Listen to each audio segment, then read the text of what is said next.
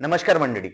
आपण पाहतोय नेता कट्टा आणि या विशेष कट्ट्यामध्ये मंडळी ज्यांची आपण मुलाखत घेतो आहे ते सामान्यांचं नेतृत्व म्हणून उदयास आले आणि राजू तोडसाम ते प्राध्यापक राजू तोडसाम ते आमदार राजू तोडसाम असा संपूर्ण जीवनाचा प्रवास गाठत त्यांनी पांढरकवडा केळापूर आर्णी मतदारसंघातून एक विजय खेचून आणलाय.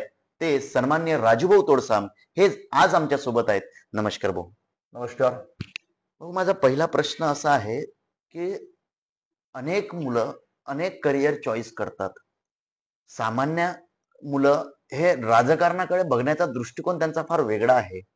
अशा परिस्थितीमध्ये सामान्य कुटुंबातून येऊन राजकीय झालो पाहिजे हा विचार का आला आणि कधी आला आणि राजकारणात येण्यामागचं कारण काय? अं, राजकारणात येणे हा मुळात कधी लहानपणापासून तर शिक्षण होतपर्यंत कधी विचारच केला नव्हता. अच्छा. माझं ध्येय होतं की प्रशासकीय क्षेत्रामध्ये आपण एक सुपर क्लास म्हणून व्हायचं आणि जनतेची आणि देशाची सेवा करायची.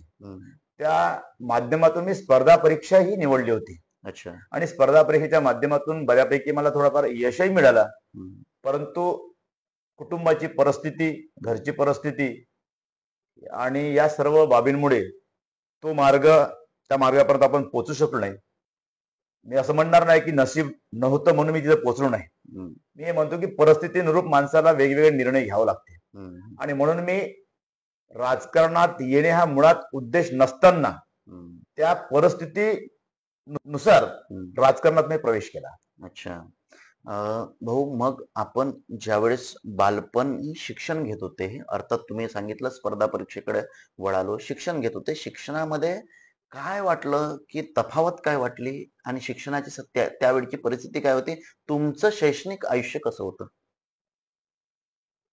बघा, माझं शैक्षणिक आयुष्य, मी मुळात आदिवासी समाजाचा. आदिवासी समाज हा संपूर्ण महाराष्ट्रातच नाही, संपूर्ण देशामध्ये म्हणजे विखुरलेला आहे. राणा वनात डोंगरामध्ये ज्या ठिकाणी शहरातला माणूस पोचू शकत नाही अशा ठिकाणी वास्तव्य केलेल्या आदिवासी कुटुंबामध्ये माझा जन्म झाला. आणि मी अतिशय गरीब कुटुंबात जन्माला आलो, म्हणजे बिलो पॉवर्टी म्हणजे बीपीएल मध्ये. आणि अशा परिस्थितीमध्ये शिक्षण घेण्याशिवाय मला दुसरा पर्याय नव्हता. आई वडिलांनी एवढंच काम केलं की शिक्षणाची सुरुवात करून दिली. मी पहिल्या वर्गापासून तर पीजी पर्यंत आणि त्यानंतर बीएड सुद्धा, नंतर मी लॉ फर्स्ट इयरला सुद्धा हे संपूर्ण प्रवास करत असताना आयुष्याच्या जवळपास 23 वर्ष हे शासकीय वसतिगृहामध्ये काढले. आणि वसतिगृहामध्ये शिक्षण घेत असताना त्यावेळेस माहीत झालं की शैक्षणिक समस्या काय असतात, विद्यार्थ्यांचे प्रश्न काय असतात, वसतिगृहातले प्रश्न काय असतात. आणि ते करत असताना, प्रवास करत असताना आदिवासी समाजाचे मूळ प्रश्न काय, आदिवासी समाजची दशा आणि दिशा काय आहे, या सर्व बाबींचा विचार त्या शैक्षणिक काळामध्ये होत होता. जेव्हा जेव्हा आम्हाला संकट आले तेव्हा तेव्हा त्या संकटावर कशी मात करायची ही स्वतः अभ्यास करून आम्ही केलेला आहे. जसे की ज्या वेळेस आम्ही सेकंड इयरला फर्स्ट इयरला होतो त्यावेळेस एटीकेटी हे एक प्रकार होता. ते वसतिगृहामध्ये एटीकेटीच्या विद्यार्थ्याला प्रवेश मिळायचा नाही. त्यावेळेस मी ट्रायबल डिपार्टमेंटचा GR शोधून काढला. आणि आमच्या आदिवासी विद्यार्थ्यांचं ऍक्सिडेंटली एखादी बिमार पडला असेल, ऍक्सिडेंट एखाद्या पेपर दिला नसेल, हुशार विद्यार्थी आहे आणि एखादी विषय राहिला तर त्याला एटीकेटी म्हणून त्याला शैक्षणिक क्षेत्रामध्ये तिथे तर प्रवेश मिळायचा, पण वसतिगृहात मिळाला नाही. तो शासनाचा GR असताना काही अधिकारी लोक दिशाभूल करायचे आणि मग तो GR शोधून वसतिगृहाचे जे विद्यार्थी आहेत त्या विद्यार्थ्यांना आम्ही प्रवेश दिला. असे अनेक FC विद्यार्थी होते, ज्या हुशार विद्यार्थी होते, जे आज रोजी शिक्षक आहे, काही प्राध्यापक आहे, इंजिनियर आहे, अशा विद्यार्थ्यांना आम्ही वसतिगृहात सामावून घेतलं आणि त्या विद्यार्थ्यांना मी न्याय दिला. त्याकरता मी 10व्या वर्गापासून, मला असं वाटतं मी 10व्या वर्गात असताना समस्या अशी प्राप्त झाली की आमची हीच शाळा, KS शाळा, KS हायस्कूल पांढरकोडा, या ठिकाणी मी शिक्षण घेत होतो आणि वसतिगृह मी पांढरकोडला इथेच होतो, शासकीय वसतिगृहामध्ये. त्यावेळेस आमची अशी परिस्थिती या शाळेची की 2 अ आणि ब असे 2 वर्ग होते बरोबर. आणि त्यामध्ये 60 विद्यार्थी, 120 विद्यार्थी हम्म. आणि 120 विद्यार्थीमध्ये फक्त 2च विद्यार्थी पास झाले. अरे बापरे. एका याची मी आणि एकाची मी. अच्छा. विचार करा की त्यावेळची परिस्थिती अशी होती की आम्हाला आमच्या पोरांना शिक्षक शिकवत सुद्धा नव्हते. अरे बापरे. त्यावेळेस मी प्रयत्न केला होता की विद्यार्थ्यांना वर्ग म्हणजे विद्यार्थी बसलेले असायचे हम्म. आणि मी म्हणायचं की सर आपण तुम्ही शिकवायला या. अच्छा. त्यावेळेस सुद्धा मी माझ्याकडे कॅप्टनशिप होती हम्म. आणि त्यानंतरच मग आम्ही म्हणजे आमचा प्रवास हा शैक्षणिक प्रवास अतिशय खडतर गेला हम्म. सुरुवातीपासूनच. आणि 8व्या 9व्या 10व्या असताना 8वी आणि 10वी मध्ये असताना आम्हाला अनेक वेळा शैक्षणिक त्रास झाला, सोबतच वसतिगृहातही तसाच त्रास झाला. हम्म. वसतिगृह आणि शिक्षण ह्या साऱ्या गोष्टीमध्ये, या सर्व परिस्थितीमध्ये आपल्याला त्याचं निराकरण कसं करायचं हम्म. त्याकरता आम्ही पर्याय शोधला आणि त्या पर्यायाच्या माध्यमातून खऱ्या अर्थानं पुढे पुढे पुढे पुढे मग मी फर्स्ट इयरला असताना, नंतर सेकंड इयरला असताना प्रत्येक वर्षी वेगवेगळ्या प्रकारचे प्रकरण हाती यायचे आणि त्या प्रकरणावर मात करत पुढे पुढे गेलो आम्ही. हम्म. आणि विद्यार्थी संघटनेच्या माध्यमातून विद्यार्थी संघटनेचं नाव काय होतं? आदिवासी विद्यार्थी संघ विदर्भ नागपूर हम्म. ही एक आमची विदर्भाची संघटना होती. हम्म. त्या काळामध्ये आदिवासी विद्यार्थी संघ हे संपूर्ण विदर्भामध्ये प्रचलित होती. अनेक त्या संघटनेमध्ये असलेले आमचे विद्यार्थी आज डॉक्टर आहे, इंजिनियर आहे, वकील आहे, अच्छा. MBA झालेला आहे, काही बिझनेसमॅन आहे, काही सुपर क्लास वन आहे, काही आणि क्लास वन आमदार आहे सुद्धा आहे. आणि काही आमदार सुद्धा आहे. आणि आमदार एक राजू तोडसाम नाहीये विद्यार्थी संघटनेचा. आदिवासी विद्यार्थी संघटनेच्या चळवळीमध्ये जवळपास 5 आमदार झाले. आरमोरीचे आमदार झाले, कृष्णा गजबे, कृष्णा गजबे नाही, आनंदराव गेडाम, आनंदराव गेडाम, नंतर नामदेव उसंडी, उसेंडी, देवरीचे आमचे संजयजी पुराम, संजय पुराम, त्यानंतर दीपक अत्राम, दीपक अहिरीचे. अहिरीचे. हे आम्ही सगळे विद्यार्थी संघटनेशी नाड जुळलेले लोक होते. अच्छा. आणि आम्ही विद्यार्थी संघटनेमध्ये म्हणजे कुठून ग्रॅज्युएशन पासून तर PG पर्यंत पुढे आमचा त्यानंतरचा एक प्रवास, आमची युनिटी होती विदर्भामध्ये. विद्यार्थ्याच्या समस्येकरता आम्ही विधान भवनावर सुद्धा आंदोलन केलेले लोक होते. अच्छा. आणि त्यामुळे कसं आहे, त्या आंदोलनातूनच खऱ्या अर्थाने अनेक आदिवासींचे युवक राजकीय प्रवासामध्ये प्रवेश केला. असे अनेक विद्यार्थी आहेत जे जिल्हा परिषद मेंबर झाले, काही नगरपालिकेमध्ये नगरसेवक सुद्धा झाले, आमदार खासदार पण झाले. आंदोलन करताना आंदोलन म्हटलं की गुन्ह्यांची संख्या वाढते, गुन्हे होतात, त्याच्यानंतर लाठीचार्ज होतं. असा कधी एखादी प्रसंग किंवा एखादा गंभीर गुन्हा आंदोलनामधला तुमच्यावर दाखल झाला का विद्यार्थी चळवळीत? विद्यार्थी चळवळीमध्ये आंदोलन करण्याचे 2-3दा प्रसंग आले. आम्ही ज्या विद्यार्थी संघटनेमध्ये होतो त्यावेळेस आम्ही जिल्ह्यातल्या टोटल आश्रमशाळा, वसतिगृह या ठिकाणी व्हिजिट द्यायच्या, त्या विद्यार्थ्यांच्या समस्या बघायच्या, त्यानंतर त्या समस्याचं निराकरण करण्यासाठी प्रकल्प अधिकारी असायचे. त्या प्रकल्प अधिकाऱ्याच्या कार्यालयात जाऊन निवेदन देऊन चर्चा करून विद्यार्थ्यांच्या छोटे छोटे समस्या आम्ही सोडायच्या. आणि त्या समस्या सोडवत असताना आम्ही आंदोलन पण केलं. 2-3दा आंदोलन झालं आणि त्या आंदोलनाचं फलित चांगलंच झालं. मी इथे यवतमाळला जेव्हा आंदोलन केलं त्यावेळेस जिल्ह्यातले जवळपास सगळे वेल क्वालिफाईड लोक, माझ्या 2 आंदोलनाला मला यश आलं. मी अतिशय त्यासाठी भाग्यवान समजतो की एक आंदोलन मी आदिवासी विद्यार्थ्यांकरता केलं आणि आदिवासींचे सर्व वेल क्वालिफाईड आमच्या संघटनेचे लोकांनी सगळे जिल्ह्यातले पदाधिकारी घेऊन केलं होतं. आणि त्यावेळेस आमच्या इथं 6 महिने एटिशन होता. जवळपास आश्रम शाळेमध्ये आणि ज्युनियर कॉलेजमध्ये प्राध्यापक आणि शिक्षक नव्हते. त्या आंदोलनाला मी आमरण उपोषणाला बसलो. अच्छा. आणि 2 दिवस मी टोटल अन्नत्याग केला होता, पाणी पण त्याग केला होता. अशा परिस्थितीमध्ये जिल्ह्यातले सगळे लोकप्रतिनिधी त्या ठिकाणी आलात, भेटले, चर्चा केली आणि मग त्यानंतर लगेच आश्रमशाळेचा शिक्षक भरती झाली, ATC सुद्धा आले, सगळे आले आणि यामुळे एक नवीन वळण निर्माण झालं. त्या आंदोलनाला यश आलं. दुसरं एक आंदोलन आम्ही केलं होतं त्यावेळेस लाठीचार्जचा जो प्रसंग म्हणता तुम्ही, विजय वडेट्टीवार नुकतेच राज्यमंत्री झाले होते. आणि त्यावेळेस आम्ही कलेक्टर ऑफिस मध्ये घुसण्याचा प्रयत्न केला होता. म्हणजे सन काय असेल ते 2005 ची गोष्ट आहे. 2005. त्यावेळेस राज्यमंत्री म्हणून ते झाले होते आणि आम्ही कलेक्टर ऑफिस मध्ये घुसत होतो. त्यावेळेस लाठीचार्जचा प्रसंग आला होता, परंतु मग ती परिस्थिती शांत झाली आणि आम्ही मग रिटर्न आलो. त्यानंतर विद्यार्थी संघटनेचं एक दुसरं आंदोलन केलं मी त्याच वर्षी. इथे प्रकल्प कार्यालयामध्ये. अच्छा. त्यावेळेस तर फार मोठं आंदोलन केलं. हम्म. एवढ्या आंदोलनामध्ये ते तुम्ही पहिल्यांदा मी टीव्हीवर दिसलो त्यावेळेस, अच्छा. आणि संपूर्ण पोलीस यंत्रणा, सगळे आमचे आदिवासीचे लोक सगळे. हम्म. आणि त्यावेळेस मी प्रकल्प कार्यालयात भ्रष्टाचार काढला होता. अच्छा. हा, भ्रष्टाचार काढला होता. आणि मग तेव्हा आम्ही राजकारणाचं कधी हे नव्हतं डोक्यामध्ये.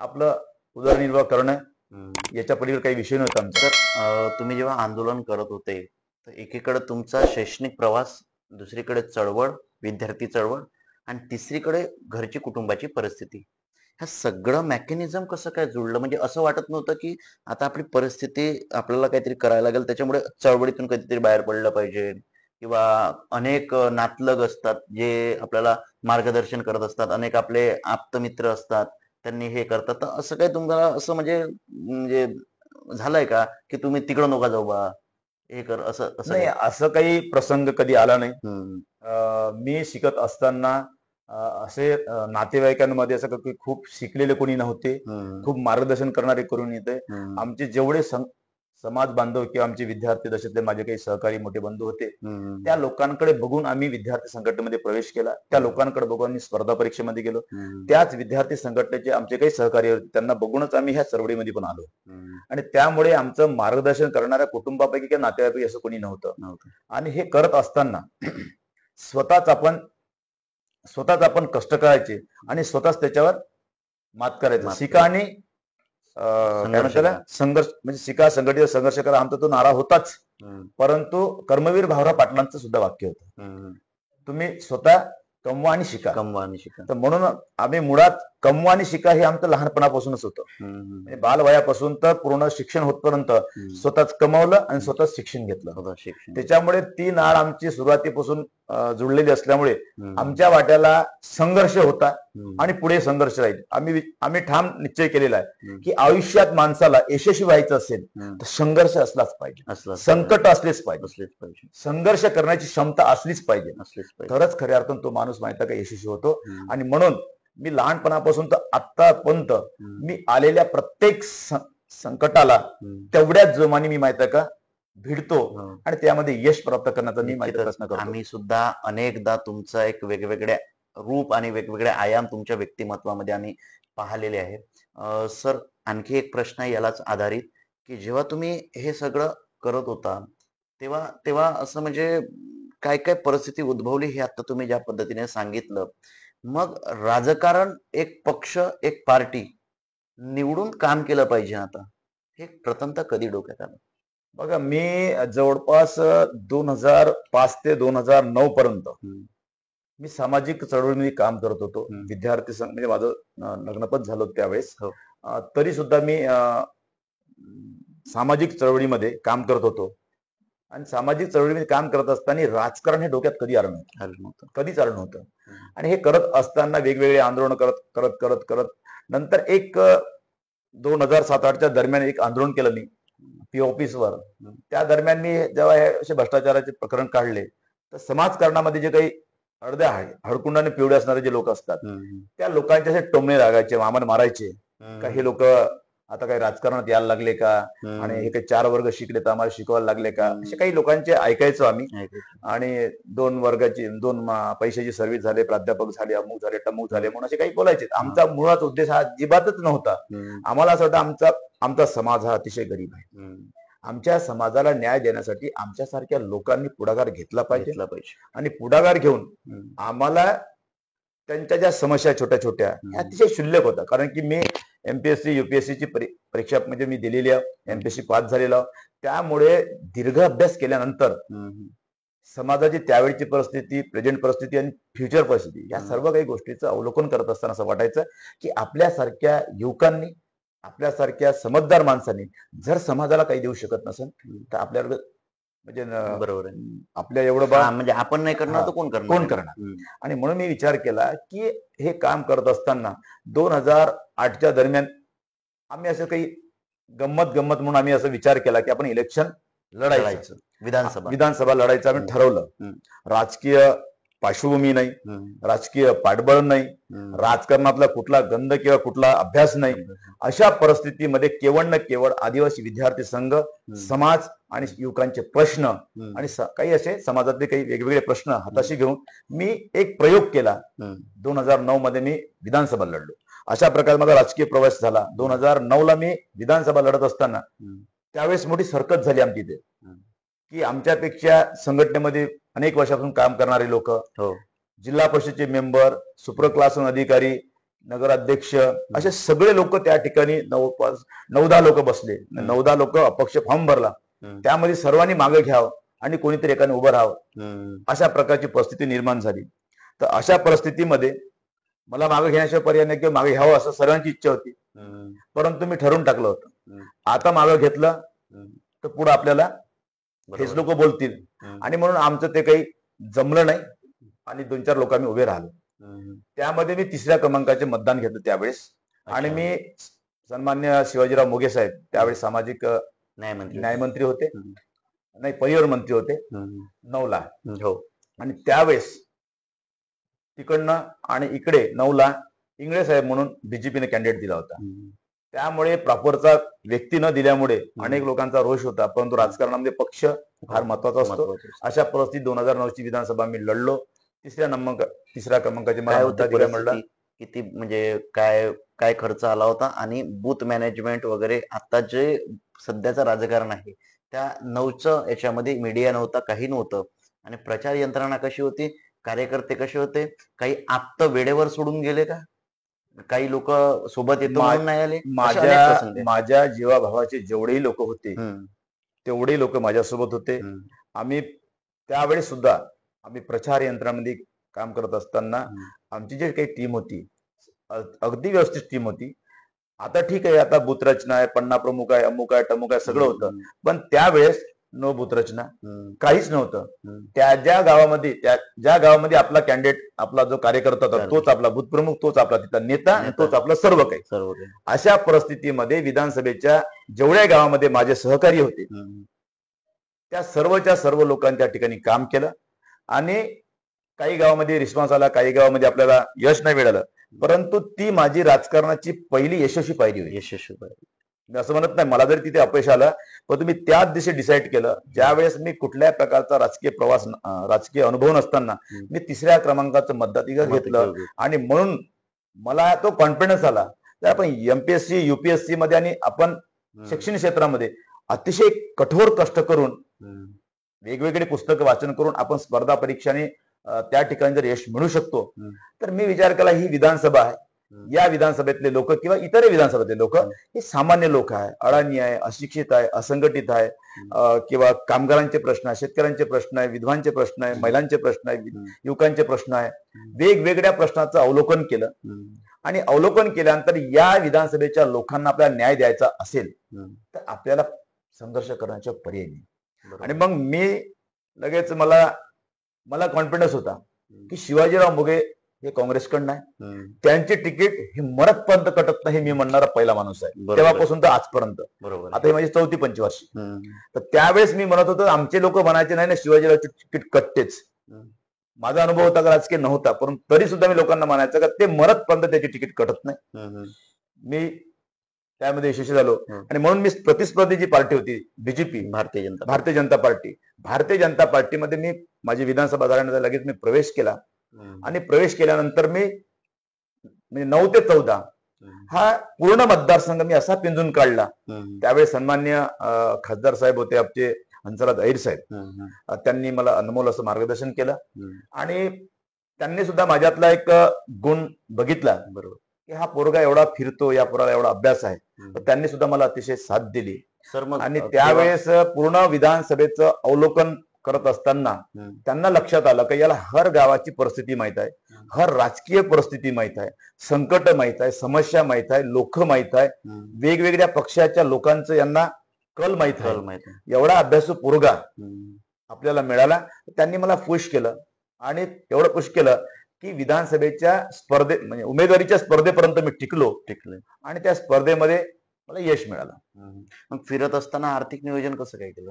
फिरत असताना आर्थिक नियोजन काहीच नव्हतं. हम्म, माझी बायको सर्व्हिसला होती, हम्म, ती कुटुंब चालवायची, हम्म, मी छोटे मोठे काही काम करायचं. हम्म. मी तुम्हाला माहिती आहे, मी वणीला प्राध्यापक म्हणून काम हो, केलं. हो. तर ती नॉन ग्रॅड असल्यामुळे मला 1,000 रुपये पगार भेटायचा. हम्म, त्याच्यानंतर ते करत असताना मी दुसरं एक त्याच वेळेस मी परीक्षा एक आज झालो होतो, हम्म, साधन व्यक्ती म्हणून, हम्म. ती सुद्धा केलं मी त्याच वेळेस. हम्म. त्याच्यानंतर ज्युनियर कॉलेजला आमच्या मी जे आंदोलन केलं होतं ना 2005ला, तर ते आंदोलन केल्याबरोबर तिथे ज्युनियर कॉलेजच्या पद भरले.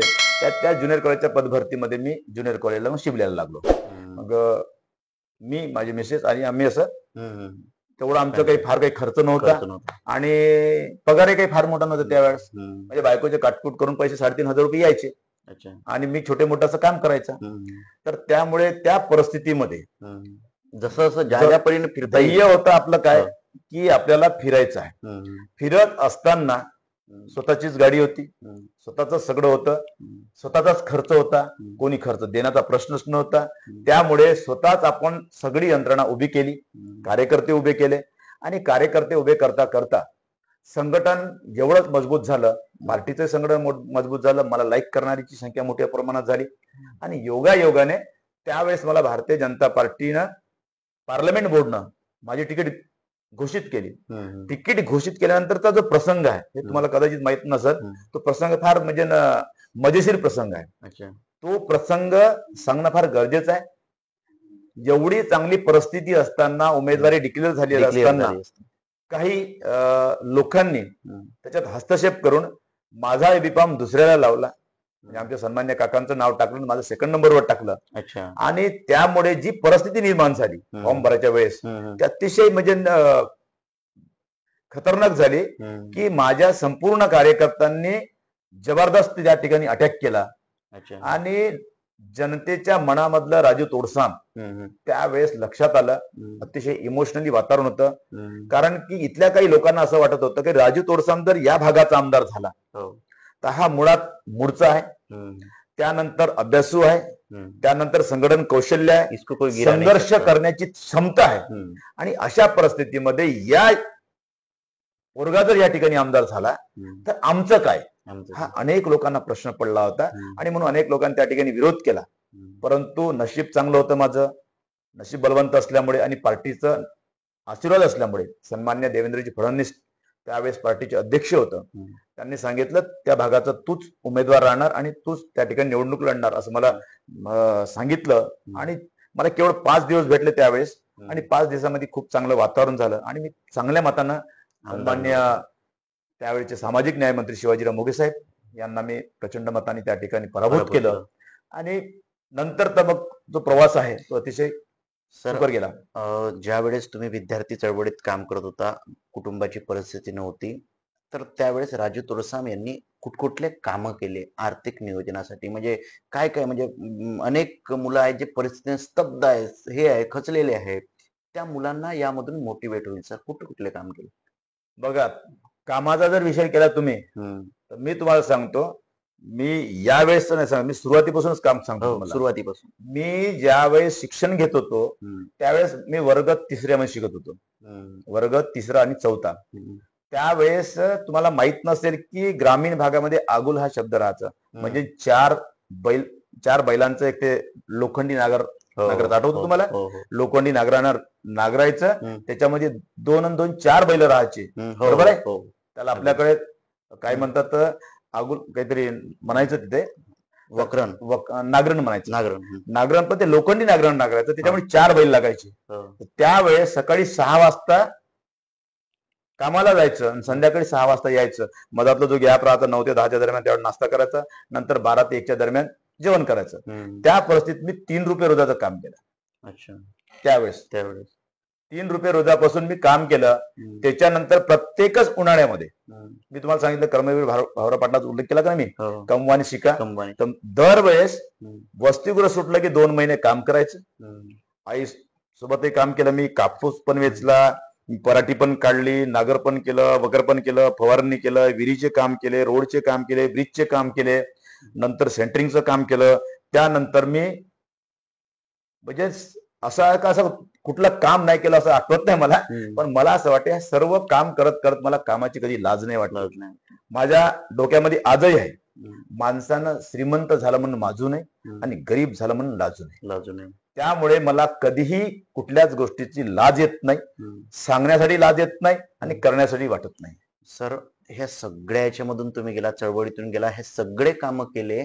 आता आपण निवडणुकीमध्ये येऊया. 2014 मध्ये तुम्ही जेव्हा निवडून आलेत आणि ज्यावेळी शपथ घेतली, एक ऍड करून घ्या त्याच्यामध्ये. या काम करत असताना तुम्ही सांगितलं मला की तुम्ही राजकारणामध्ये प्रवेश करताना तुम्ही हे राजकीय गणित, आर्थिक गणित कसं केलं. मी तुम्हाला सांगतो, माझं नुकतंच लग्न झालं होतं. पगार माझ्या मिसेसला फार कमी होता आणि मलाही कमी होता. तर या परिस्थितीमध्ये मी 3 कामं केले. अच्छा. मी बीएड केलं, लेक्चरशिपही केली. मी बीएड मध्ये फक्त 45 ते 50 दिवस राहिलो, बाकी दिवस लेक्चरशिप केली. लेक्चरशिप करता करता मी वसतिगृहातलं माहिती आहे का, त्यावेळेस ठेके भेटायचे, त्यावेळेस मी ठेका पण चालवला.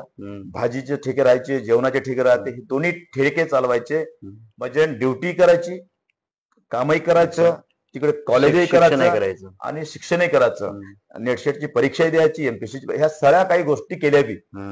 त्यामुळे विचार करा तुम्ही, मी त्यावेळेस 50,000 रुपये मी बाहेरून कमाई करायचं. मी सांगायचं तात्पर्य आहे, तुम्ही विचारलं की हे राजकीय गणित कसं चालायचं, तर हे असं चालायचं. ड्युटी करायची, मी तर अशा 2-2 ड्युट्या केल्या. म्हणजे माझं तिकडलं कॉलेज सुटावं नाही म्हणून मी सकाळचं तिकडलं कॉलेज करायचं वणीचं, आणि वणीचं कॉलेज झालं तर मी ज्युनियर कॉलेजला यायचं. अच्छा. म्हणजे मी सिनियर कॉलेजवर सर्व्हिस करता करता ज्युनियर कॉलेजवर आराम एकही तास म्हणजे करत नव्हते त्या पिरियड मध्ये. नाही, आराम करणे आपल्या रक्तातच नाही आहे. कारण सांगायचं तात्पर्य असं आहे की मी आजही आणि तेव्हाही मी तुम्हाला सांगतो की सकाळपासून तर संध्याकाळी 12 वाजेपर्यंत आम्ही चर्चा करायचं, काम करायचं. आजही तोच प्रवास आहे माझा. आणि मला असं वाटते की माणसाला जेवढं जास्त काम केलं तेवढं जास्त यश मिळते, तेवढं जास्त फळ मिळते. आणि म्हणून इतिहासाच्या पन्न्यावर आपण ज्या ज्या लोकांचा इतिहास बघितला असेल, त्या सर्व लोकांनी काय केलं, त्या सर्व लोकांनी एकच काम केलं. समाजाप्रती जी आस्था होतं, जे प्रेम होतं, त्याप्रती त्या लोकांनी काम केलं म्हणून इतिहासामध्ये त्यांचं नोंद झाली. अनेक लोक आहेत सांगण्याला. अण्णाभाऊ साठेचं उदाहरण घ्या, राष्ट्रसंत तुकडोजी महाराजांचं उदाहरण घ्या, गाडगे महाराजांचं उदाहरण घ्या, राजर्षी शाहू महाराजांचं उदाहरण घ्या, महात्मा फुलेंचं उदाहरण घ्या, सावित्रीबाई फुलेंचं उदाहरण घ्या, राष्ट्रमाता जिजाऊचं उदाहरण घ्या, शिवाजी महाराज, अशा अनेक लोकांचं बघितल्यानंतर तुम्हाला लक्षात येईल, या सर्व चरित्र बघितल्यानंतर आपल्याला असं वाटतं विश्व निर्माण केलं यांनी सगळ्यांनी. या सर्व लोकांचं अवलोकन, अभ्यास केल्यानंतर आपल्याला असं वाटतं की या लोकांनी त्या कठीण परिस्थितीमध्ये जर समाज वाचवला, देश वाचवला, राष्ट्र वाचवला, तर आपलं सुद्धा तेच कर्तव्य असतं. आपण त्या कर्तव्यापोटी माझं वाक्य नेहमी करता, माणूस कोणा जाती धर्मामध्ये जन्माला आला हे महत्वाचं नाही. माणूस कुठल्या धर्मात आणि जातीत जन्माला हे महत्वाचं नाही. तो कर्मानं कुठल्या जातीमध्ये जन्माला आला हे फार महत्वाचं आहे. म्हणून कर्म हे सर्वश्रेष्ठ आहे. सर्वात श्रेष्ठ जात धर्म वंश पंचच्या पलीकडे जाऊन माणसाचं कर्म महत्वाचं आहे. मानवता धर्म हा जगातला सर्वात मोठा धर्म आहे.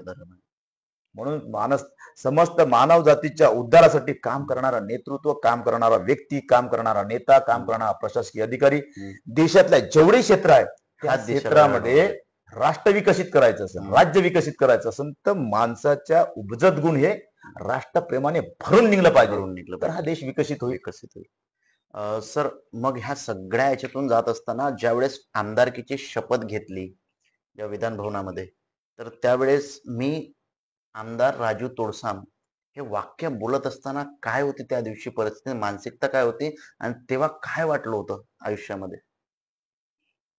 ज्यावेळेस निवडून आलो त्यावेळेस तर आनंद झाला, यात काही शंकाच नाही. परंतु शपथ घेत असताना असं वाटायचं की आपण विधानसभेचा आमदार म्हणून शपथ घेत असताना, आमच्या शपथ घेत असताना आम्ही म्हणतो तिथे की मी ईश्वर साक्ष शपथ घेतो की देशातली, राज्याची किंवा देशाची पारदर्शकता, स्वच्छ प्रतिमा आणि कुठल्या जाती धर्म वंशाच्या पलीकडे जाऊन आम्ही राज्याची सेवा करू, सगळ्यांच्या संदर्भात असं आम्ही शपथ घेत असताना विचार केला की आपण या राज्यामध्ये असं काम करायचं की लोकांना काम करत असताना असं वाटलं पाहिजे की या व्यक्तीच्या हातून राज्य विकसित होऊ शकते, समाज विकसित होऊ शकते. आणि तशाच प्रकारचं काम करण्यासाठी मी निश्चय केला आणि त्या दृष्टिकोन मी वाटचाल करतो. मी शपथ घेत असताना तुम्हाला सांगतो, माझ्या डोळ्यासमोर सातत्यानं मोठमोठे असे व्यक्ती होते जे राजकारणामध्ये यशस्वी झाले. त्यांच्याकडे बघून मी विचार करतो, आजही मी तुम्हाला सांगतो, सन्मान्य गडकरी साहेब आहेत. गडकरी साहेबांचे भाषण, गडकरी साहेबांची विचारधारा, गडकरी साहेबांची काम करण्याची स्टाईल, ह्या साऱ्या गोष्टीकडे बघितल्यानंतर सन्मान्य देवेंद्रजी असतील, देवेंद्रजी अतिशय कठोर मेहनत घेतलेली लोक आहेत. या व्यक्तींनी आपल्या आयुष्यामध्ये नगरसेवकापासून महापौरापासून तर मुख्यमंत्र्यापर्यंत जो प्रवास केला, तो प्रवास जर बघितला तर आपल्याला असं वाटते या लोकांनी जे कष्ट घेतलं हे काही कमी नाही घेतलं. लोकांना त्या पदापर्यंत जात असताना वाटते का सहज गेलं. कुठलीच व्यक्ती कुठल्या पदावर सहज जाऊ शकत नाही. त्याच्या मागचं जे परिश्रम असते, कष्ट असते, हे लोकांना दिसत नाही. लोकांना केवळ यश दिसते, फक्त यश दिसते आणि त्या मागची पार्श्वभूमी दिसत नाही. म्हणून मला असं वाटते की कष्टाशिवाय काही तरुणोपाय नाही. बरोबर आहे. आणि म्हणून या लोकांकडे बघितल्यानं मला वाटते की ते लोक एवढी मेहनत करतात, आपण त्या तुलनेनं काहीच मेहनत करत नाही. म्हणून त्यांच्याकडे बघून त्यांना आदर्श मानून आजही तुम्हाला सांगतो, शरदचंद्र पवार साहेब 84 वर्षी एक नवीन तरुणासारखे सकाळी 7 वाजता उठून संध्याकाळपर्यंत काम करतात. हे आदर्श आहे. आदर्श पक्ष कुठला आहे हा महत्वाचा विषय नाही, व्यक्तीनं काम काय केलं हे महत्वाचा विषय. ते आजही एवढ्या वयामध्ये काम करतात. गडकरी साहेबही काम करतात, देवेंद्रजी काम करतात. रात्री 3-3, 4-4 वाजेपर्यंत हे लोक काम करतात. तेव्हा कुठं देश, राज्य आणि समाज हा विकसित होतो आणि विकसित होण्याकरता हे लोक काम करतात. आणि म्हणून हे लोक माझ्यासाठी खूप आदर्श आहेत. अच्छा, म्हणजे तुमचे आयडॉल हे सगळे लोक आहेत जे जे मेहनती आणि जे जे या पद्धतीने काम करतात, नेटवर्क करतात, म्हणजे कामाचे माणसं तुमचे आदर्श आहेत. सर, तुम्ही ज्यावेळेस आमदार झालात मग तेव्हा काय झालं होतं, पांढरकवड्याची तेव्हाची परिस्थिती काय होती आणि आमदारकी संपत असताना 19च्या याच्यावर तेव्हाची परिस्थिती, तुमच्या हातून काय काय डेव्हलपमेंट झाले पांढरकवड्यामध्ये किंवा तुमच्या मतदारसंघामध्ये? बघा, 14 ते 19 मध्ये मी ज्यावेळेस निवडून आलो, या 5 वर्षाच्या कारकिर्दीमध्ये एक जलयुक्त शिवार नावाची एक योजना होती. सन्मान्य मुख्यमंत्र्यांनी कौतुक मुख्यमंत्र्यांनी केलेलं आहे तुमचं त्या ह्याच्यामध्ये. सन्माननीय मुख्यमंत्री साहेबांचा पायलट प्रोजेक्ट होता. तो राज्यामध्ये सिंचन क्षमता वाढली पाहिजे आणि म्हणून ते सिंचन क्षमता वाढवण्यासाठी माझं सुद्धा ध्येय होतं की आपला भाग हा डोंगराळ आहे, जंगलांना व्यस्त असलेला आहे आणि या भागातल्या शेतकऱ्यांसाठी पाणी आणि वीज या 2 गोष्टी देणं अपेक्षित होत्या. आणि वीज देणं तर माझ्या हातात त्यावेळेस नव्हतं, पण पाणी देणं होतं आणि तो प्रोजेक्ट सुद्धा आला होता. आणि म्हणून जलयुक्त शिवार अभियानाच्या माध्यमातून मी एवढं काम केलं. त्याकरता जे काही अधिकारी आहे, त्यावेळेचे अधिकारी, मी आणि त्यावेळेचे कलेक्टर, या सर्वांनी मिळून अतिशय सुंदर असं आम्ही माहिती आहे नियोजन केलं आणि जलयुक्त शिवार अभियानाचे एवढे कामं केले आम्ही का अमरावती विभागा म्हणून ही विधानसभा आली. अच्छा, विभागात ही विधानसभा आली फर्स्ट नंबरवर. आणि हे काम आम्ही केलं आणि त्याचं पारितोषिक सुद्धा मिळालं. आणि म्हणजे सांगायचं तात्पर्य की त्यावेळेस या विधानसभेची सिंचन क्षमता मला आठवते 22% होती. मी जेव्हा निवडून आलो तेव्हा, मी जेव्हा निवडणुकीच्या शेवटच्या टोकावर होतो त्यावेळेस ती क्षमता ही 22%हून 28%वर गेली. अच्छा, 6% सिंचन क्षमता वाढली. सांगायला जरी 6% असलं, पण विधानसभेच्या तुलनेमध्ये 6% सिंचन क्षमता वाढणे आजच्या रोजी फार महत्वाचं आहे. कारण की दिवसेंदिवस तुम्ही बघा सिंचन क्षमता कमी होत आहे. आपण ती 5 वर्षात वाढवली आणि माझा अजेंडा होता की ते आपण परत वाढवायचं. पण योगायोगानं आपण दुसऱ्या वेळेस 19ला आपल्याला तिकीट न मिळाल्यामुळे आपण त्या ठिकाणी पुढचा प्रवास करू शकतो. आता तुम्ही जे ज्या पद्धतीने सांगितलं सर, अनेक नेते आहे महाराष्ट्रामध्ये, म्हणजे आम्ही गडचिरोलीचे आमदार देवराव होळी यांची देखील मुलाखत घेतली. त्यांची सुद्धा यावेळेस तिकीट कापली. त्यांचे सुद्धा कामाचा ग्राफ चांगला होता, काम करण्याची स्टाईल चांगली होती. तर सर, मला हे म्हणायचं आहे, त्यांचं एक उत्तर आलं होतं आम्हाला की गॉडफादर नसला की या गोष्टी उद्भवतात. राजकारणात काम करताना गॉडफादर लागतं. त्यावेळेस मी त्यांना प्रश्न केला होता की सर, ऍक्टिव्ह आमदारांची तिकीट कापल्या जातात का? तर या परिस्थितीमध्ये त्यांच्या उत्तरामध्ये तुमचं काय उत्तर असेल याच्यावर? तिकीट का कापल्या जातात? म्हणजे आपण पाहिलं असेल की अनेक नेत्यांच्या तिकिटा 19 मध्ये कापल्या, अनेक नेत्यांच्या तिकिटा 14 मध्ये कापल्या गेल्या, अनेक नेत्यांच्या तिकिटा 24 मध्ये कापल्या गेल्या. हे का कापतात तिकिटा? ऍक्टिव्ह असणारे माणसं, क्षमता असणारे माणसं हे राज्यामध्ये राजकारणी लोकांना नको असतात काय? नाही, असं काही मी त्यावर भाष्य करणार नाही. परंतु एक लक्षात ठेवा, राजकारणामध्ये गॉडफादर असणे राजकारणामध्ये तिकीट कापणे हम्म, किंवा तिकीट मिळणे या साऱ्या ज्या गोष्टी असतात या पक्षश्रेष्ठीच्या हातात असतात. हम्म, पक्षाला पक्ष संघटन चालवत असताना किंवा पार्टी चालवत असताना किंवा सरकार चालवत असताना जो काही वरिष्ठ नेत्यांना जो अनुभव येतो हम्म, किंवा ते फिडिंग ज्याप्रमाणे त्यांच्याकडे होत असते, सर्वे होत असतो, या सर्व गोष्टीच्या माध्यमातून पक्षश्रेष्ठी निर्णय घेतो. की जसं तुम्ही खेळामध्ये बघा, हम्म, 11 खिलाड्यांमध्ये हम्म, अनेक वेळा लोकांना याला घ्यायचं नाही, त्याला घ्यायचं नाही, त्याला घ्यायचं नाही, याला घ्यायचं नाही, हम्म, अनेक वेळा होते. हम्म, आपल्या देशामध्ये जेवढ्या काही यंत्रणा आहे हम्म, या यंत्रणेमध्ये कोण किती काम करावं, कोणाचं किती काम चांगलं आहे, किती वाईट आहे याचं अवलोकन जनता करते. हम्म, कोण बरोबर. करतात? जनता करते. आणि जनतेच्या मनामध्ये अधिराज्य करण्यासाठी तुम्हाला काम करावं लागते. हम्म. आणि माझं असं तुम्हाला स्पष्ट मत आहे, राजकारणामध्ये काम करत असताना गॉडफादर नक्कीच पाहिजे, यात काही शंका नाही. परंतु पक्षश्रेष्ठीकडे, पक्ष नेतृत्वाकडे तुमच्या कर्माचे फळ सुद्धा पाहिजे.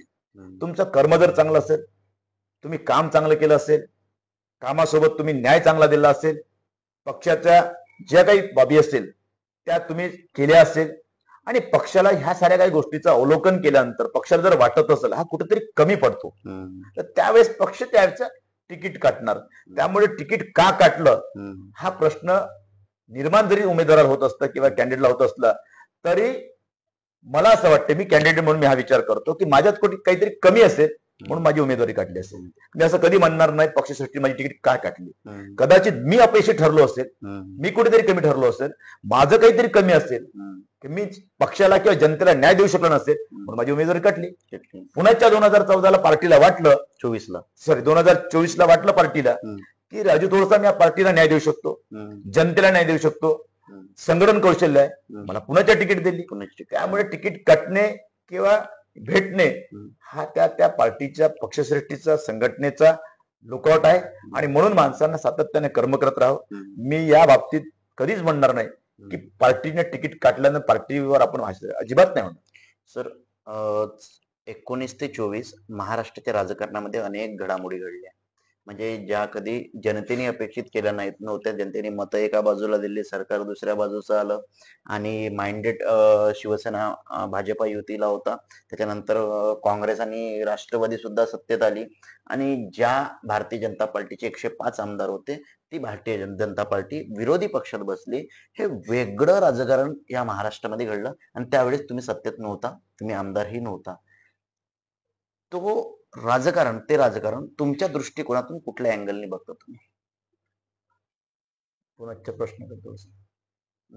जे राजकारण 19 ते 24 मध्ये झालं, पार्टी फुटली, अनेक पार्ट्या बदलल्या, जनतेचं माइंडेड एका पार्टीला होतं पण दुसऱ्याच पार्टीची सत्ता आली आणि तुम्हीही आमदार नव्हता त्या याच्यामध्ये. मग त्या परिस्थितीचं म्हणजे तुमच्या दृष्टिकोनातून त्या परिस्थितीवर तुमचं काय मत आहे? बघा की 2019ला हम्म, त्यावेळेस 14 ते 19 मध्ये भारतीय जनता पार्टी ही सत्तेत होती, शिवसेना पण सोबत होती आणि पार्टीने त्यावेळेस हम्म, युतीत इलेक्शन लढलं होतं हम्म, आणि मॅन्डेट असताना सुद्धा त्यावेळीची परिस्थिती हम्म, ही त्यावेळच्या पक्ष नेत्यांनी वेगवेगळ्या पार्टीच्या नेत्यांना काय वाटलं, हम्म, कारण कसं असते राजकारणामध्ये कितीही माणूस मोठा झाला हम्म, तर त्याच्यापेक्षा मी मोठा झालो पाहिजे ही अपेक्षा सर्वांचीच असते. सर्वांची. बरोबर आहे. आणि म्हणून या अपेक्षेपोटी त्यावेळची परिस्थिती, हम्म, ज्यावेळेस उद्धवजी मुख्यमंत्री झाले तर त्यावेळी उद्धवजी मुख्यमंत्री होणार की नाही होणार हे कदाचित जनतेला माहित नव्हतं. माहित नव्हतं. बरोबर आहे. हम्म, आणि त्यावेळेस सन्मान्य देवेंद्रजी यांना ज्यावेळेस आम्ही 14 निवडा 123 होती आम्हाला आणि लगेच आम्ही युतीत लढलो, हम्म, त्यावेळेस 103 वर आलो. 103. म्हणजे संख्याबळ कमी झालं. हो. आणि संख्याबळ कमी झाल्यामुळे काय झालं की राजकारणामध्ये काही घडामोड होऊ शकते. हम्म, बघा तुम्हाला सांगतो, शिवसेना असेल, राष्ट्रवादी असेल किंवा बीजेपी असेल किंवा आता जे फुटले 2 पार्ट्या ते असेल, वेगवेगळ्या पार्टीचे पक्ष नेतृत्व म्हणजे मोठे जे नेते असतात त्या नेत्यांच्या काही स्ट्रॅटेजी ठरलेली असते हम्म, की आपण हे सरकार चालवत असताना हम्म, अनेकांच्या भावना दुखवल्या जातात, हम्म. अनेकांचा आरोप आरोप प्रत्यारोप केल्या जाते. हम्म. या आरोप प्रत्यारोप मध्ये हम्म, अनेक लोकांना असं वाटते की मी त्याची जिरवली पाहिजे, याला वाटते मी याची जिरवली पाहिजे, मी त्याची जिरवली पाहिजे. ह्या जिरवा जिरवीच्या प्रोग्राम मध्ये हा प्रसंग घडून आला आणि या प्रसंगामध्ये उद्धवजी मुख्यमंत्री झाले. नशीब त्यांचं बलवंत होतं मुख्यमंत्री होत असताना, परंतु काळानं असा घाव घातला की कोरोना येऊन बसला आणि कोरोनाच्या काळामध्ये 2 वर्ष 2.5 वर्ष असे निघून गेले आणि परिस्थिती पुढे चकचेंज झाली. कसं आहे, माणूस पार्टी फुटली, त्यांची पार्टी फुटल्याबरोबर सन्मान्य शिंदे साहेब इकडे आलेत आणि पुण्याच्या सरकार भारतीय जनता पार्टी शिवसेनेचं बसलं. या सर्व परिस्थितीमध्ये महाराष्ट्र जनता पाहत होती, महाराष्ट्राची जनता ही पाहत होती आणि या जनतेनं हे बघत असताना यानं पार्टी फोडली, त्यांनी पार्टी फोडलं, यानं असं केलं तसं केलं, हे सर्व करत असताना सुद्धा लक्षात ठेवा, मी काय म्हणलं पूर्वीच बोललो मगा बोलता बोलता, की माणसाचं कर्म हे सातत्याने चांगलं असेल ना तर निवडणुकीमध्ये त्याला चांगलं फळ भेटते. आणि म्हणून पार्टी जरी फुटली, लोकांनी आरोप प्रत्यारोप जरी लावले, तरी सुद्धा 2024 ला सुद्धा यश भारतीय जनता पार्टीला भेटलं आणि बीजेपी सेनेला भेटलं, शिंदे सेनेला, आणि दादांना भेटलं. या 3-4 लोकांनी पार्ट्या फोडल्या तरी जनतेने त्यांना न्याय दिला की नाही, जनतेनं त्याला बसवलं की नाही. आणि म्हणून परिस्थितीवर मात करण्यासाठी त्यावेळची परिस्थिती तशी होती हे जनतेला दिसत होतं, आम्हाला दिसत होतं. आणि आम्ही बघत असताना राजकारणाचा थोडाफार अनुभव आता एवढ्या वर्षात आलाच मला 2009 पासून आतापर्यंत, त्यामुळे आपण बघायचं काम केलं, त्याच्यातून शिकण्याचं काम केलं, शिकल्यानंतर आपण कसं वागायचं हे काम केलं आणि परिस्थितीनं आपण निर्णय घ्यायचे. अच्छा, म्हणजे तुम्ही त्या ह्याच्यामध्ये सगळं शिकत होता. बिलकुल, परत तुम्हाला शिकायला अनेक गोष्टी मिळाल्या. सर, आता आपण येऊ 24च्या निवडणुकीमध्ये. 24ची निवडणूक ही निवडणूक शेवटपर्यंत तुम्हाला माहित होतं की आपल्याला पार्टीने तिकीट आहे, की शेवटच्या क्षणाला तिकीट आली? दुसरा विषय, एक वृत्तवाहिनीने दिलेल्या बातमीनुसार तुमचं काँग्रेसच्या यादीमध्ये नाव होतं, म्हणजे काँग्रेसकडून जरी हे केले आणि असं सगळं, किंवा इंडिपेंडेंटची तयारी होती, असे 2-3 विषय होता. तर मग काय वाटलं तेव्हा, म्हणजे पार्टीने कधी सांगितलं तुम्हाला की तुम्ही प्रवेश घेतला, आणि मग त्याच्यानंतर कधी सांगितलं तुम्हाला की तिकीट आहे बा, की आधीच डिक्लेअर झालं होतं हे सगळं का तिकीट मिळणार आहे? मी या बाबतीत खऱ्या अर्थानं या राज्याचे सन्मान्य मुख्यमंत्री देवेंद्र फडणवीस साहेब यांचं खूप खूप अभिनंदन करतोय, त्यांना धन्यवाद सुद्धा देतो की त्यांनी माझ्यातला कार्यकर्ता ओळखला. 2019 ला माझे तिकीट कटल्यानंतर त्यांच्याकडे ज्या प्रकारे ब्रिफिंग केलं गेलं होतं की राजू तोडसाम निघणार नाही, राजू तोडसाम निघणार नाही, किंवा राजू तोडसामवर जे काही आरोप प्रत्यारोप असेल किंवा जी काही परिस्थिती, त्या परिस्थितीनुसार त्यांना वाटायचं आणि त्या वाटल्यानंतर त्यांना वाटलं की राजूवर अन्याय झाला. आणि म्हणून मग मी 2 वर्ष थांबल्यानंतर मी विचार केला की आपण थांबणारा माणूस नाहीये, आपण न थांबणारी व्यक्ती, आपल्याला काहीतरी करावं लागते. आणि म्हणून मी भारतीय जनता पार्टीकडून मी थोडीशी बंडखोरी झाल्यामुळे मला ना पार्टीचं बोलवणं होतं ना काही नाही, मी शांत होतो. अशा परिस्थितीमध्ये म्हटलं आपलं शांत राहणं आपला स्वभावच नाही, आणि म्हणून मी विचार केला की मी राष्ट्रवादीमध्ये प्रवेश करायचा विचार केला होता. त्या दरम्यान अनेक प्रेस माध्यमांनी आणि अनेक लोकांनी चर्चा केली. त्यावेळेस सन्माननीय मुख्यमंत्री साहेबांनी मला बोलवून समजून सांगितलं की राजू, त्यावेळेची परिस्थिती वेगळी होती, बावनकुळे साहेबांची तिकीट कटली, तुझी कटली, अनेक लोकांच्या कटल्या. मग वेगवेगळ्या परिस्थितीवर मात करत असताना अनेकाकडून चुका होतात, अनेकाकडून गैरसमज होतात. तुम्हाला समजावलं तर त्यावेळेस मला भाऊनी समजून सांगितलं की कुठल्याही परिस्थितीमध्ये तुला 2024ची तिकीट देणार. मग सर, त्याच्यामधून तुम्ही तिकून राष्ट्रवादीतून मग बीआरएस मध्ये सुद्धा गेलात. मग ते काय होतं? कारण की भाजपने तेव्हा तुम्हाला म्हटलं होतं, तर मग तुम्ही बीआरएस मध्ये का गेलात? सांगलो ना, परिस्थितीनुरूप माणूस निर्णय घेत असतो. 2019 ला मला उमेदवारी मिळाली नाही तर माझा कॉन्फिडन्स कमी झाला होता. राजकारणात कसं असते, हातात येत पण काही खरं नसते. बरोबर. राजकारणामध्ये हे लक्षात ठेवा की जोपर्यंत तुमच्या हातात येत नाही तोपर्यंत काही खरं नसतं. आणि म्हणून राजकारणात अनेक लोकांना धक्के बसतात, अनेक लोकांना यश मिळते, अनेक लोकांना अपयश मिळते. अलर्ट राहणे आपला हा स्वभाव असला पाहिजे.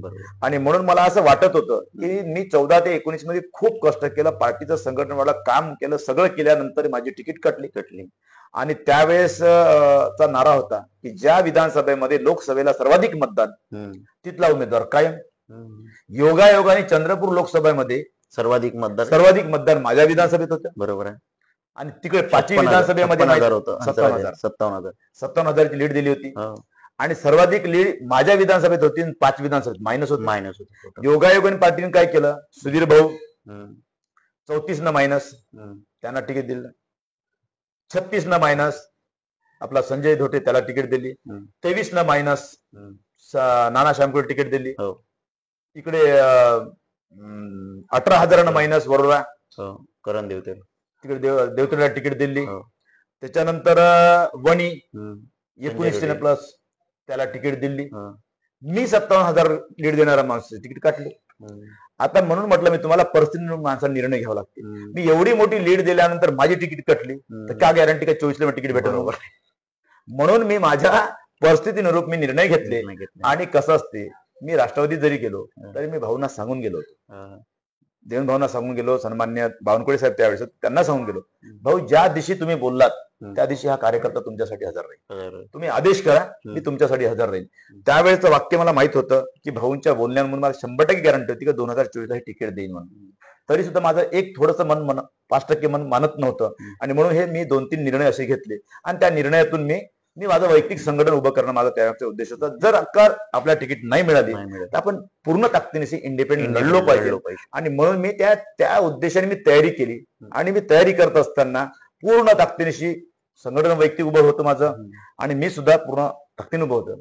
योगायोगाने भाऊनं दिलेला शब्द 2 वर्षाच्या आधीचा तो भाऊनं नक्की पार पडला. त्याबद्दलच मी त्यांचं अभिनंदन धन्यवाद केलं. भाऊनी पुन्हा बोलवलं मला की राजू तुला 24ची तिकीट मी देणार हे बोललो होतो आणि देणार. आणि मग नंतर इलेक्शनच्या 1-2 महिने आधी सुद्धा झालं बोलणं आमचं, नंतर सुद्धा झालं बोलणं. परंतु काही गोष्टी राजकारण अशा असतात की तुम्ही ते झाल्यानंतर ओपन केलं तर बरं असते, व्हायच्या आधी कधी ओपन करायचे नसतात. त्यामुळे मला कल्पना होती, तरी सुद्धा मी शेवटल्या क्षणापर्यंत जोपर्यंत एबी फॉर्म हातात येत नाही तोपर्यंत मी कुठे चर्चा केली नाही. आणि ज्यावेळेस एबी फॉर्म भेटला तर सगळ्यांना माहित आहे. आणि अशा परिस्थितीमध्ये यावेळेस 2014, 2019, 2024 मला असं वाटतं की ह्या आर्णी विधानसभेच्या जनतेचं काय म्हणतात, आर्णी विधानसभेच्या जनतेचा, शेतकरी असेल, शेतमजूर असेल, युवक असेल, युवती असेल किंवा महिला भगिनी असेल, आमच्या या सर्व लोकांचं अभिनंदन करत असताना माझ्या समाज बांधवांनी मला खूप साथ दिली. आणि या सर्वांचं अभिनंदन याच्यासाठी करतो की 2009 पासून तर 2024 पर्यंत माझा हा चढता क्रम ठेवला. मला कधीच काही आणलं नाही या लोकांनी.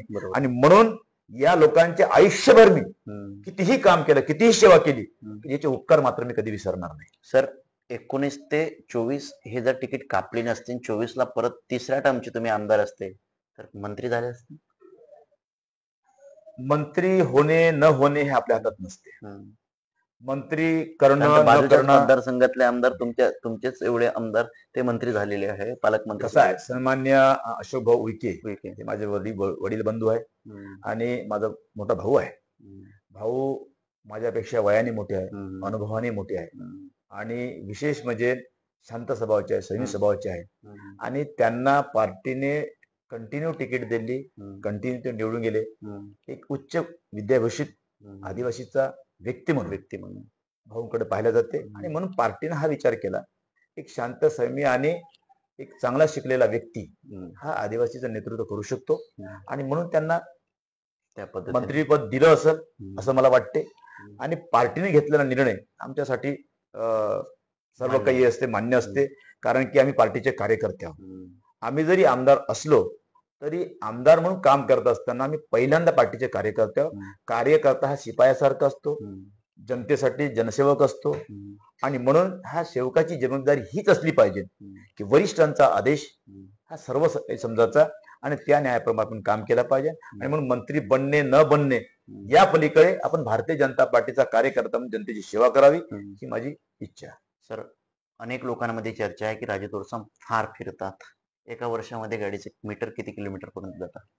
मी साधारणतः तुम्हाला सांगतो, मी 4-5 लाख किलोमीटर पर्यंत फिरतोच 5 वर्षात. 5 वर्षात म्हणजे 1 लाख किलोमीटर एका वर्षात? येस. 1 लाख किलोमीटर एका वर्षात होतेच माझं. अच्छा. मग हे फिरत असताना कंटाळा वगैरे येतो काय? आराम करायची इच्छा होते?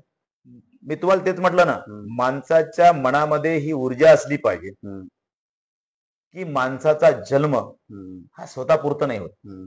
जो स्वतःपुरता होतो त्याचा कुठंच नाव लोक उल्लेखही करले नाही. करत नाही. मी स्वतःला ठरवून घेतलेला आहे, माझा जन्म हा माझ्यासाठी नाही, हम्म. माझा जन्म हा माझ्या कुटुंबासाठी नाही, हम्म. माझा जन्म हा समाजासाठी सुद्धा नाही, हम्म. माझा जन्म हा राष्ट्रासाठी राष्ट्रासाठी आहे, या राज्याच्या विकासासाठी आहे हम्म. आणि समाजासाठी आहे. हम्म. आणि म्हणून समाज विकसित करायचा असेल हम्म. तर आपल्याला स्वतःला 24 तास वाहून घेतलं तरी कमी जाते. आणि म्हणून जनतेची सेवा करणं ही अंतिम इच्छा असल्यामुळे मी हे काम करत असतो. सर, आता अनेक मुलं राजकारणात येऊन पाहत आहे, प्रयत्न करत आहेत, कधी कधी चांगलं यश मिळतं, कधी कधी नाउमेद होत आहे. तर अशा युवकांना राजकारणात येण्यासंदर्भात काय सांगा? माझं तर स्पष्ट मत आहे, मी अनेक वेळा भाषणात म्हटलं, हम्म.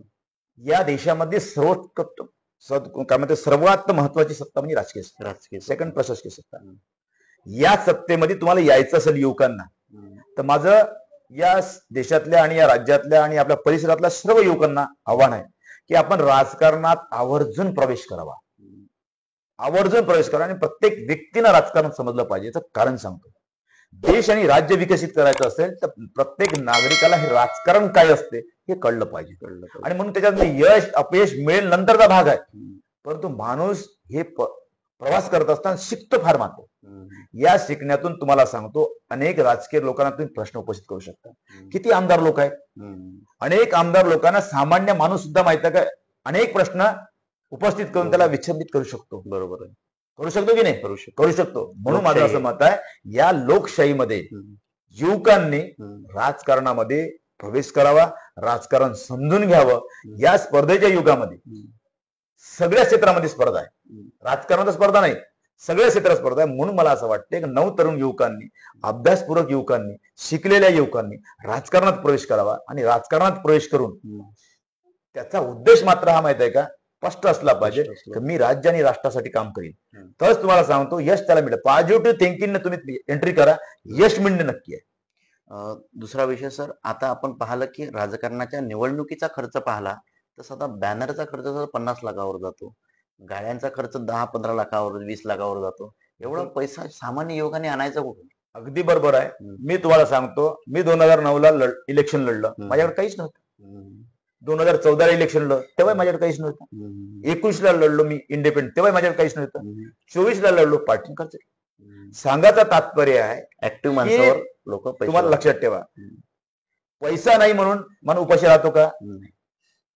शिक्षणामध्ये एखाद्या विद्यार्थ्याला शिकायचं असेल तर तो कुटुंब आर्थिक दृष्ट्या फार शिक्षण घेऊ शकत नाही, तो पोरगा शिकत नाही असं काय काय? आज शिक्षणामध्ये बघा तुम्ही, ऑटो चालकाचा पोरगा आयएस होतो, मेंढपाळाचा पोरगा आयएस होतो, बरोबर आहे. अनेक असे उदाहरण आहे का आर्थिक परिस्थिती नसताना सुद्धा त्यांनी यश मिळवलं. हे त्याचं कष्ट आहे, कष्टाशिवाय माणसाला काही मिळू शकत नाही. पण राजकारण अनसिक्युअर क्षेत्र आहे, इथं म्हणजे सिक्युरिटी नाहीये कुठल्या. बघा, राजकारणात नाही कुठंच. तुम्हाला सांगतो, मला सांगा स्पर्धा परीक्षेमध्ये काय सिक्युरिटी आहे तुम्हाला? स्पर्धा परीक्षेमध्ये तुम्हाला अभ्यासच करावा लागते. ठीक आहे, 1-2% लक अशक्य मान्य आपल्याला, माणसाचं नशीब असायलाच पाहिजे, नक्की नसं असते. परंतु मला सांगा, नशीब आपल्याला साथ देत नाही म्हणून पण कष्ट करायचे नाही थांबतो का आपण? नाही, बरोबर आहे, नाही ना. म्हणून म्हणतो की माणूस गरीब असो, श्रीमंत असो, मध्यम असो, हुशार असो, अडपण असो, अडाणी असो, आपल्या या संपूर्ण देशाची राजकीय आणि सामाजिक परिस्थिती जर बघितलं, इतिहासाचे सगळे पन्ने उघडून बघितले आपण, तर प्रत्येकच गोष्टीवर मात करून लोक यशस्वी झालेले आहेत, प्रत्येक गोष्ट. आणि म्हणून मी म्हणतो की राजकारणात हा अवाढव्य खर्च जरी असला तर तुम्ही कसे लढता, कुठे लढता, कशासाठी लढता, तुम्ही लढण्याची नीती कशी आहे तुमची, तुम्ही कुठल्या क्षेत्रात लढता, आमदारकी लढता, खासदारकी लढता, की तुम्ही जिल्हा परिषद लढता, सरपंच होतात, या सर्व लोकांना लढत असताना पहिली गोष्ट त्याचे नियोजन असलं पाहिजे. अनेक लोकांचं नियोजन असते, अनेक लोकांचं नशीब असते. अनेक लोक बघितले तुम्हाला अवाढव्य खर्च करून पडतात, 100 करोड रुपये खर्च करून पडणारे लोक आहेत आणि 1 कोटी खर्च करून जिंकणारे लोक आहेत. माझा एक असा सहकारी आहे विनोद निकुले म्हणून, त्याचं मागच्या वेळेस निवडून आला, आता पण निवडून आला. 10 आमदार नाही, तलासरीचे. अच्छा, तलासरीचे आमदार आहे, एसटी कॅन्डिडेट आहे, विनोद निकोलस. तो या 288 मध्ये सर्वाधिक गरीब, म्हणजे सर्वात गरीब आमदार म्हणून त्याचं नाव टीव्हीला आलं.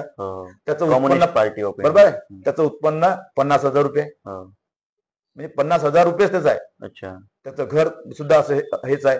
मला सांगा, मग 288 आमदारामध्ये एक बीपीएल वाला आमदार झाला. आणि 1000 कोरडवाला आमदार झाला. हो. म्हणून त्या ठिकाणच्या त्या विधानसभेतल्या लोकांच्या मानसिकतेनुसार बरोबर ती विधानसभा लढल्या जाते. अच्छा सर, मग 24 मध्ये आता समोरच्या दृष्टिकोनातून पांढऱ्या कवड्या संदर्भात, युवकांसंदर्भात, महिलांसंदर्भात, शेतकऱ्यांसंदर्भात, शेतमजुरांसंदर्भात, बेरोजगारांसंदर्भात तुमच्या पुढे काय विजन आहे सर? मी विजन पर्सनच माणूस आहो. कारण 14 ते 19 मध्ये माझं ध्येय होतं की या भागामध्ये आपण सिंचन क्षमता वाढवली पाहिजे, विजेची निर्मिती केली पाहिजे. योगायोगानं विजेच्या क्षमतेसाठी आता शासनाने सोलर प्रोजेक्ट उभे केलेले आहे. माझ्या ठिकाणी 3-4 प्रोजेक्ट उभे झालेले आहे. विजेचा प्रश्न जवळजवळ आता लागे मार्गी आहे, बिकट परंतु लागेल. सिंचनाच्या बाबतीत तुम्हाला सांगतो, योगायोगानं मी फार नशीबवान आहो की माझ्या विधानसभेमध्ये मोठमोठ्या 4 नद्या आहेत. तिन्ही शहराला नद्या लागून आहेत. तिथे अरुणावती आहे, तिलाही पाणी आहे, तिथे वरती धरण आहे. मध्ये अडाण नदी आहे, त्याच्यानंतर वाघाडी नदी आहे घाटंजीला लागून, त्यालाही सुद्धा धरण आहे, त्याला सुद्धा पाणी. इथे खुणी नदी आहे, खुणी नदीला सुद्धा धरण आहे. म्हणजे पाणी भरपूर आहे, परंतु पाण्याचा साठा कसा करायचा, पाण्याचं त्याचं वितरण कसं करायचं, त्याचं नियोजन नसल्यामुळे या भागाला सिंचन क्षमतेचा प्रमेय आहे. त्याचं मी पूर्ण नियोजन केलेलं आहे की भविष्यामध्ये 50-60% सिंचन क्षमता आपल्या भागात वाढवायची. त्यानंतर शेतीचा जो शेतकरी जो नेहमी करता एक पीक घेतो सातत्यानं, ते पीक पद्धत बदलायची आहे. जागतिक बाजारपेठ, देशाची बाजारपेठ आणि लोकल बाजारपेठ लक्षात घेता शेतकऱ्याने पीक उत्पादन केलं पाहिजे. आपल्याकडे कसं आहे, कापूस घेतो तो कापूस घेतो, सोयाबीन घेतो तो सोयाबीन घेतो. हे शेतकऱ्यांचं असं म्हणणार नाही, शेतकरी आपल्यापेक्षा खूप हुशार आहे, परंतु प्रत्येक शेतकऱ्याची परिस्थिती फार वेगळी असते. आर्थिकदृष्ट्या बिचारा तो पुरू शकत नाही आणि म्हणून शेतीच्या या आणि निसर्ग सुद्धा साथ देत नाही. आणि निसर्गावर काय म्हणते अवलंबून असणाऱ्या शेतकऱ्यांची संख्या जास्त असल्यामुळे शेतीचं उत्पादन हे कमी जास्त होत असते. आणि म्हणून मी शेतीसाठी सुंदर असं नियोजन केलं. शेतीवर आधारित म्हणजे या ठिकाणी पिकणारं जे पीक आहे त्या पिकावर आधारित या ठिकाणी प्रक्रिया उद्योग झाला पाहिजे. आणि म्हणून मी कापूस या ठिकाणी मोठ्या प्रमाणावर होतो. आपल्या पांढऱ्या कवड्याच्या कापसाचं किंवा जिल्ह्याच्या कापसाचं अनेक वर्षापासून अवलोकन केलं आहे की आशिया खंडामध्ये आपल्या इथला कापूस हा लांब पल्ल्याचा चांगल्या क्वालिटीचा आहे. बरोबर. इथे बनलेल्या गाठी ह्या बांगलादेश, पाकिस्तान किंवा इतर देशामध्ये जातात. अशा प्रकारची खेती आहे, अनेक देशांमध्ये जाते. मग आपल्या देशाचा कापूस, चांगल्या क्वालिटीचा कापूस जर फॉरेन वाले घेऊन जातात, अर्थातच चांगली क्वालिटी घेऊन जातात. आणि म्हणून मी मानसिकता बनवली की या ठिकाणचा कापूस याच ठिकाणी वापरला गेला पाहिजे. या ठिकाणच्या बेरोजगारांच्या युवकांना हाताला काम भेटलं पाहिजे. म्हणून टेक्सटाईल पार्क इथे व्हायला पाहिजे. त्या टेक्सटाईल पार्क जर इथे झाला तर हजारो युवकांना मी इथे काम देऊ शकतो. म्हणून माझं पहिलं टार्गेट आहे या विधानसभेमध्ये टेक्सटाईल पार्क करायचा. सूतगिरणी, कापडगिरणी, त्यावर आधारित इथेनॉल ऑइल, हे ज्या गोष्टी इथे जर झाल्या तर मला असं वाटते इथल्या बेरोजगार युवकाच्या हाताला आपण काम देऊ शकतो. असं माझा तो एक आहे. आणि अनेक असे प्रोजेक्ट आहे की त्या प्रोजेक्टच्या माध्यमातून आपण आपल्या भागामध्ये न्याय दिला पाहिजे. कारण आमच्या भागातले पोरं, विदर्भातले पोरं 15 ते 20 हजार रुपयाच्या नोकरीकरिता पुण्या मुंबईत जातात आणि त्या 15,000मध्ये 12,000 रुपये खर्च करतात, 3,000 रुपये ठेवतात. मग मला असं वाटतं 15,000 रुपये इथं द्यायचे ना, तो घरच्या कुटुंबाच्या भाकरीवर, कुटुंबावर खर्च होईल आणि 12,000. माझा तो उद्देश आहे. आणि माझ्या भागातल्या युवकांना मला काम द्यायचा हा माझा संकल्प आहे, निश्चय केलेला आहे. आणि कुठल्याही परिस्थितीमध्ये 5,000 युवकांच्या हाताला काम देणार हा मी शपथ घेतली आहे. आणि मी ते करणार म्हणजे करणार. माझं असं असतं की मी बोले तैसा चाले त्याचे वंदावी पावले. मी भाषणात जरी बोलत असेल तर मी माझ्या कर्तव्य सुद्धा करून जातो. आणि मी ठरवलेलं आहे या भागातल्या युवकांना 5,000 ही काही कमी गोष्ट नाही. खूप लोकांना असं वाटतं की बोलता बोलता आपला तसं नाही, आपण त्याच्या मागे लागले करणार म्हणजे करणार. बरोबर. अशा प्रकारचा निश्चय केलेला आहे. निश्चितच सर, तुमच्या बोलण्यामधून जी तळमळ दिसत आहे ते खरंच समाजाप्रती एक ज्याचा राष्ट्रीयत्वाची भावना आहे अशा व्यक्तीमध्ये जी तळमळ असते ते तळमळ तुमच्या बोलण्यामध्ये आहे. आता आपण शेवट रॅपिड फायर कडे येऊया. म्हणजे मी एक प्रश्न विचारणार, त्याचं उत्तर 2 असेल, त्याच्यापैकी एक निवडायचं, एकच निवडायचं आहे. महाराष्ट्राचे सर्वाधिक आवडते मुख्यमंत्री आजपर्यंत घडलेले शरद पवार की देवेंद्र फडणवीस? देवेंद्र फडणवीस. त्यानंतर राष्ट्रवादी कुणाची, शरद पवार की अजितदादा? शरद पवारांची. शिवसेना कुणाची, एकनाथ शिंदे की उद्धव ठाकरे? बाळासाहेबांची. हा पर्याय नव्हता, पण ठीक आहे. कारण की याकरता मी बाळासाहेब म्हटलं की मुळात हिंदू हृदय सम्राट बाळासाहेब ठाकरेंनी हा. ज्या उद्देशाने शिवसेनाची निर्मिती केली त्या शिवसेनेचा उद्देश सुरळीत चालू असताना तो प्रवास मधामध्ये कुठेतरी थांबला खंडित झाला आणि म्हणून मला दोन्ही पर्याय बरे नाही वाटले, म्हणून मी हा. तिसरा पर्याय तुम्हाला तिसरा सांगितला. पर्याय सांगितला. भविष्यात जर काम करायची संधी आलीच तर सर्वाधिक काम करायला कुणासाठी आवडेल, शेतकऱ्यांसाठी की उद्योगपतींसाठी? आपला देश हा कृषी प्रधान देश आहे. पूर्वीच्या काळामध्ये 70% कृषी प्रधान देश म्हणून आपलं ओळखला जायचं. आज त्याचा रेशो हा दिवसेंदिवस कमी झाला, कारण की शहरी भाग आणि ग्रामीण भाग, आज शहरी भाग 52% गेला, सॉरी शहरी भाग 48% गेला आणि ग्रामीण भाग हा 52% आहे. म्हणजे जवळपास 2-4 टक्क्याचं प्रमाण कमी आहे शहरी भागात आणि ग्रामीण भागामध्ये. आणि शहरी भागामध्ये उद्योजक लोकांचं साम्राज्य आहे आणि ग्रामीण भागामध्ये शेतकऱ्यांचं. परंतु हे काम करत असताना यावर आधारितच उद्योजक असतात, कारण की जर या भागातला शेतकरी विकसित नाही झाला तर उद्योजकांचे साहित्य कोण घेईल? त्याच्यामुळे जे उपक्रम जे आहे, जे काही तयार करतात ते लोक, जर गाड्या मोठमोठ्या गाड्या तयार केल्या, गाड्या घेणारा माणूसच तयार नाही झाला तर बरोबर. म्हणून या ठिकाणचा मध्यमवर्गीय गरीब शेतकरी शोषित पीडित या लोकांच्या विकासाकरिता खऱ्या अर्थानं काम करणं आवडेल मला. देशाचा सक्षम पंतप्रधान कोण वाटतं? पहिला आहे इंदिरा गांधी, दुसरे आहे नरेंद्र मोदी. आजच्या दृष्टिकोन आम्ही विचार करतो की नरेंद्रजी मोदी साहेब. आम्ही इंदिरा गांधीचा कार्यकाळ तर फार बघितला नाही, परंतु एवढं मात्र निश्चित सांगतो की आजच्या देशामध्ये परिस्थितीनुरूप नरेंद्रजी मोदी साहेब हे राष्ट्रासाठी आणि राष्ट्राच्या पलीकडे जाऊन काम करण्यासाठी एक सक्षम पंतप्रधान आहे असं मला या ठिकाणी वाटते, म्हणून नरेंद्रजी मोदी. अर्थातच हे होते आर्णी केळापूर मतदारसंघाचे आमदार सन्माननीय राजूभाऊ तोडसाम, ज्यांनी अनेक त्यांच्या भाषणामधून एक सामान्य कार्यकर्ता ते आमदार असा थक्क करणारा प्रवास, अनेकांना त्यांच्याकडून त्यांच्या व्यक्तिमत्वाकडून शिकण्यासारखा प्रवास हे यांच्या आयुष्यामध्ये घडलेला आहे आणि निश्चितच संघर्षावर मात करून त्यांनी हे यश संपादन केलेलं आहे. भाऊंना पुढच्या वाटचालीसाठी खूप खूप शुभेच्छा. येणाऱ्या काळामध्ये निश्चितच तुमची वाटचाल हे अत्यंत भरभराटीने जावंय आणि येणाऱ्या काळामध्ये महाराष्ट्र राज्याच्या मंत्रिमंडळात सुद्धा तुमचा सहभाग असावा हे आमच्याकडून सदिच्छा. धन्यवाद.